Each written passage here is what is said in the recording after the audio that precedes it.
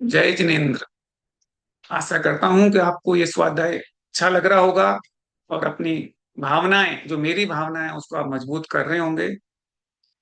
शुरू करते हैं। नमो अरियंताणम, नमो सिद्धाणम, नमो आर्याणम, नमो उवझायाणम, नमो लोए सव्य साहूणम। मेरी भावना में हमने दो छंद हमारे हो चुके हैं। पहले छंद में हमने सच्चे देव के स्वरूप के बारे में जाना और दूसरे छंद में सच्चे गुरु के बारे में जाना कि सच्चे गुरु कौन होते हैं। अब हम तीसरे छंद में हमें सच्चे गुरु से कैसे अपने अनुरक्ता होनी चाहिए और अपने अंदर इस तरीके से भावना आनी चाहिए, उसके बारे में चर्चा करते हैं। छंद नंबर 3 है, इसका उच्चारण करते हैं। रहे सदा सत्संग उन्हीं का, ध्यान उन्हीं का नित्य रहे, उन्हीं जैसी चर्या में ये चित्त सदा अनुरक्त रहे। नहीं सताऊं किसी जीव को, झूठ कभी नहीं कहा करूं, पर धन वनिता हर न लुभाऊं, संतोषामृत पिया करूं। रहे सदा सत्संग उन्हीं का। सत्संग किसका कह रहे हैं? सत्संग है यानी कि सत्य का संग होना, यानी सच्ची संगति होना। सिर्फ प्रवचन सुनना या मंदिर चले जाना सत्संग नहीं है। ऐसी चीज जिसमें कि आपके आत्मा का कल्याण हो, राग द्वेष कम हो, आपको वैराग्य बढ़े, का मोक्ष मार्ग स्पष्ट हो। जैसा कि अपने दूसरे छंद में सच्चे गुरु के जो वर्णन किया है, उनकी संगति का भाव अपने अंदर आना चाहिए। ध्यान उन्हीं का नित्य रहे। यहाँ ध्यान का अर्थ केवल आंखें बंद करके ध्यान करना नहीं है। इसका अर्थ है कि उनकी आदर्श को याद रखना, उनके जो जो गुण हैं उन्हें अपने जीवन का मापदंड बनाना। प्रत्येक कार्य से पहले सोचना कि गुरुदेव अगर मेरी जगह होते तो क्या करते। जब क्रोध आए तो याद करें कि मुनिराज संभाव रखते हैं। लोभ आए तो याद करें उन्होंने सब कुछ छोड़ दिया।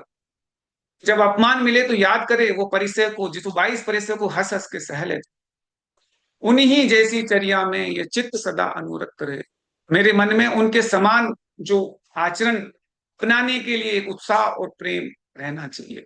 चर्या सिर्फ बाहरी वेश नहीं है, जीवन शैली, जीने की शैली है, व्यवहार है, संयम है।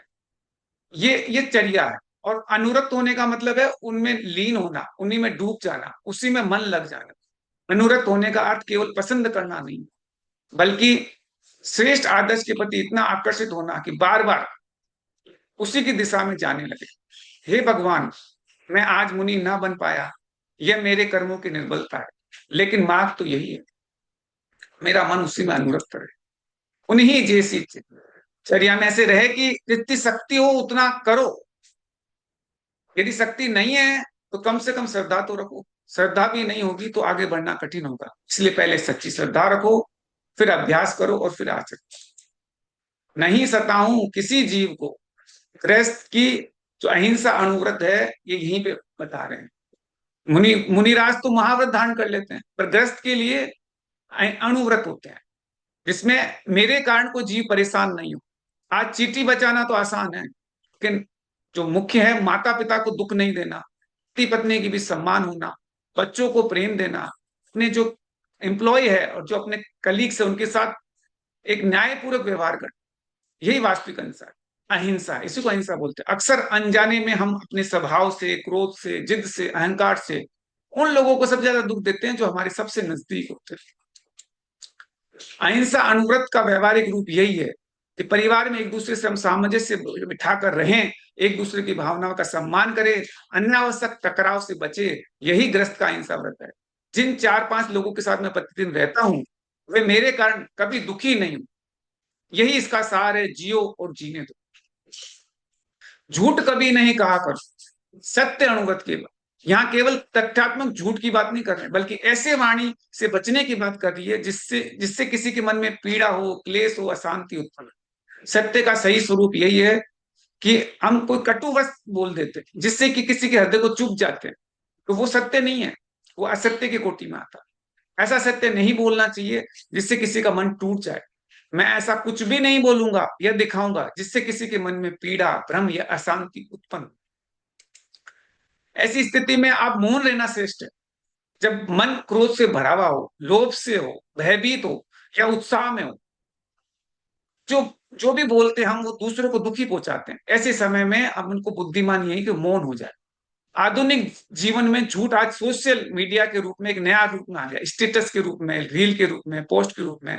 इसके माध्यम से हम जो दिखाना चाहते हैं वो वास्तविकता नहीं है, वो एक अलग ही रूप दिखाना चाहते हैं। ये भी असत्य का एक सूक्ष्म रूप है। ऐसा कभी झूठ नहीं कहना चाहिए। परधन वनिता पर न लुभाऊं, यहाँ पे अगर दो लाइन बन गई, परधन पर न लुभाऊं और पर वनिता पर न लुभाऊं। परधन का मतलब यह है कि अचोर्य अनुगत। अधिकांश लोग अपन किसी पे डाका नहीं डालते, लेकिन अपन क्या करते हैं, किसी की संपत्ति पे बुरी नजर रख दिया। उत्तर अपना जो जैसे उत्तराधिकारी का होता है तो उसमें छल कर लिया, धोखे से हस्ताक्षर करा लिया, विश्वास का दुरुपयोग कर लिया। ये सब अचोर्य वध के विपरीत है। इससे बचो, यानी चित्त की चोरी से बचो।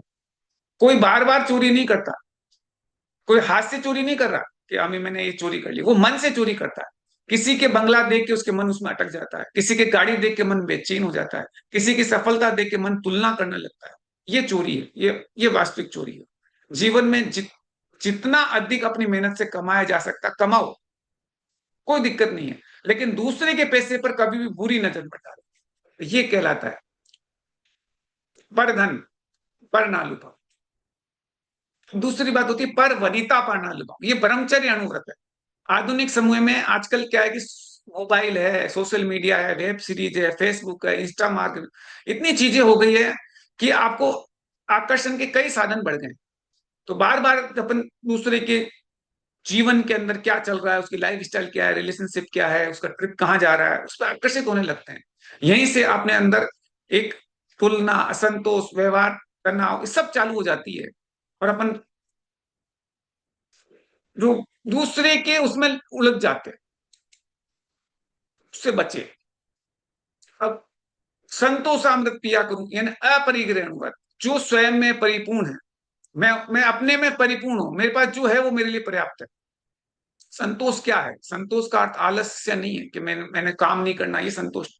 इसका अर्थ है मेहनत तो पूरी करो, तुलना मत करो, उन्नति करो लेकिन ईर्ष्या मत करो, अधिक कमाओ लेकिन दूसरों को देख के अशांत मत हो। आज असंतोष क्यों बढ़ रहा है? क्यों हम क्या है कि एक दूसरे की जब सोशल मीडिया में देखते हैं कि उसने यहाँ पे, इसको सक्सेस मिल गई, इसने यहाँ पे ट्रिप में गया, गाड़ी मिल गई, तो उसको देखते रहते हैं। और दूसरे का स्टेटस आपके अंदर एक हीन भावना, बेचैनी पैदा कर देता है। इसीलिए आपको दूसरे की तरफ नहीं देखना है, अपने जीवन को सुंदर बनाओ, तब कहेंगे संतोष अमृत पिया। मेरी भावना की पहली दो पंक्ति में आप इसका सार समझते हैं कि अपने आध्यात्मिक प्रकृति का पूरा कर्म हुआ है कि पहले आप सत्संग करो, श्रेष्ठ व्यक्तियों की संगति करो, ध्यान करो, उनके गुणों का स्मरण करो और चर्या धीरे धीरे उनके समान जीवन जीने का प्रयास करो। और लास्ट की दो पंक्ति में गृहस्थ जीवन के 5 अनुभव समाहित है।